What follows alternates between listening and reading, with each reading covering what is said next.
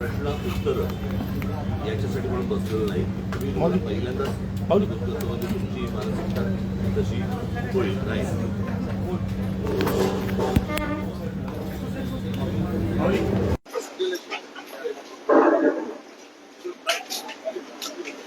काय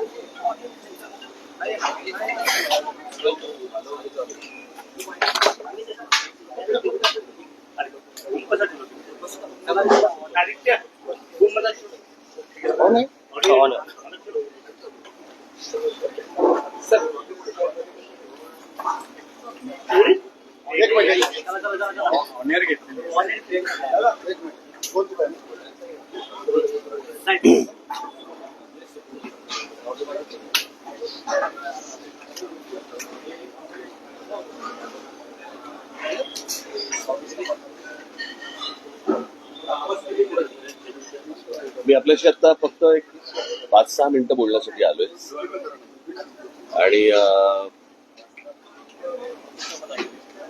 मला आज काही पत्रकारांचे मला फोन आले आणि त्याच्यावर त्यांनी मी याच्यावरती प्रतिक्रिया द्यावी म्हणून मला सांगण्यात आलं. त्याच्यामुळे मी एक 5 मिनिटं आपल्याशी हा विषय बोलणार आहे आणि संपणार आहे. खरं तर आता मला प्रेस घेणं किंवा आता काही बोलणं, कारण माझ्या मुलाखती झालेल्या आहेत, सभा झालेल्या आहेत, भाषण झालेली आहेत, त्याच्यामधनं अनेक गोष्टी मी बोललेलो आहे.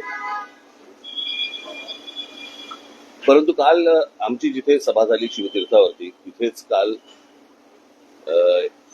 देवेंद्र फडणवीस आणि एकनाथ शिंदे आणि बाकी सगळ्या मंडळींची एक सभा झाली आणि त्याच्यामध्ये देवेंद्र फडणवीस असं म्हणाले की राज ठाकरे जे गौतम अदानीबद्दल जे बोललेले आहेत, तर त्याच्यामध्ये मग त्यांनी टाटा, अंबानी आणि इतर सगळ्या उद्योगपतींचा पण विषय काढला आणि त्या उद्योगपतींचं देखील ग्रोथ झालेली आहे अशा प्रकारे त्यांनी गोष्ट सांगितली.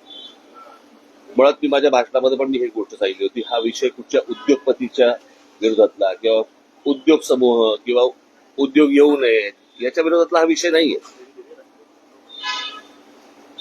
विषय आहे की उद्या अंबानी असतील, टाटा असतील, इतर उद्योग समूह असतील, बिर्ला असतील, कोणी हिंदुजा असतील, अजून कोणी लोक असतील, त्यांना इथपर्यंत पोहोचायला साधारणपणे 50-60-100 वर्ष लागलेली आहेत. पण ह्यांच्याही पलीकडे एक माणूस जातो आणि तो 10 वर्षातच फक्त मोठा होतो. माझा विषय तिकडे आहे. म्हणजे उद्या तुमचं सिमेंट पासून, स्टील पासून, पोर्ट्स पासून, एअरपोर्ट पासून, विजेपासून या सगळ्या गोष्टींची मोनोपॉली ज्या वेळेला एका माणसाकडे यायला लागते, त्यावेळेला एखादा माणूस हा या देशाला वेठीस धरू शकतो आणि त्याला सगळ्या गोष्टी पुरवणारं हे केंद्र सरकार ज्या वेळेला असतं आणि त्यांना ज्या वेळेला केंद्राकडनं ज्या वेळेला पूर्णपणे एक रेड कार्पेट असतं आणि कुठेही जा आणि काही करा. माझा आक्षेप इकडे आहे. उद्या उद्योगधंदे वाढले, उद्योगपती वाढले, उद्योग आल्यानंतर इथे रोजगार निर्माण होतो. रोजगार निर्माण झाल्यावरती बाबा घरं उभी राहतात, मुलं मुली उभी राहतात, त्यांना नोकऱ्या मिळतात, त्यांचे संसार उभे राहतात. त्याच्यामुळे उद्योगाला विरोध आहे वगैरे हे असल्या मूर्खपणा माझा बोलण्यातनं नव्हता आणि नाही आणि येणारही नाही कधी. परंतु एक गोष्ट मला आपल्याला नमूद करू इच्छितो मी आपल्या समोर की या सगळ्या याच्यामध्ये अंबानी घ्या, टाटा घ्या, अजून कोणी उद्योगपती घ्या, बिर्ला घ्या, कोणी यांची एम्पायर स्वतः उभी केलेली आहे. यांचे उद्योग स्वतः उभे केलेले आहेत.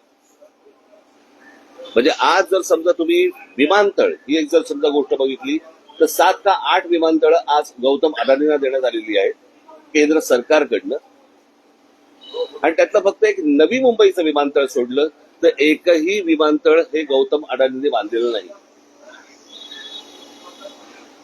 ही दुसऱ्यांनी बांधलेली, दुसरे चालवत असलेली किंवा केंद्र सरकारच्या हातात असलेली ही सगळी विमानतळं आहेत. त्याच्यामुळे एक विमानतळ सोडलं तर दुसरं कोणतंही विमानतळ हे गौतम अदानींनी उभं केलेलं नाही. पोर्ट्स याच्यामध्ये एक मुंद्रा पोर्ट सोडलं तर जेवढी पोर्ट्स आता त्या गौतम अदानींच्या हातामध्ये आता आहेत त्यातलं एकही पोर्ट हे गौतम अदानींनी स्वतःहून उभं केलेलं पोर्ट नाही. ही दुसऱ्यांची पोर्ट्स होती. त्यांना गन पॉइंट वरती आणून त्यांच्याकडनं ही संपूर्णपणे पोर्ट्स विकत घेतलेली आहेत. ज्या व्यवसायामध्ये गौतम अदानी कधीही नव्हते तो सिमेंटचा व्यवसाय, ज्याच्यामध्ये ते कधीही नव्हते, याच्यामध्ये ते अल्ट्राटेक आणि अंबुजा आणि इतर ज्या काही कंपन्या आहेत या विकत घेऊन हा माणूस आज या क्षणाला 2 नंबरला सिमेंटच्या व्यवसायामध्ये गेलेला आहे.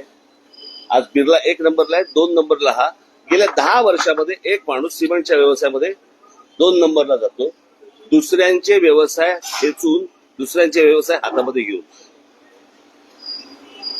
पॉवरचं पण तसंच आहे, स्टीलचं पण तसंच आहे, अनेक उद्योग तसे आहेत. सो मला फक्त मुख्यमंत्र्यांना सांगायचंय की हा विषय हा कोणाच्या ग्रोथचा नाहीये. ग्रोथ कशी होतीये, स्वतः उद्योगपतीची वाढ कशी होतीये, तर ती वाढ मला असं वाटतं समजून घेणं हे गरजेचं आहे.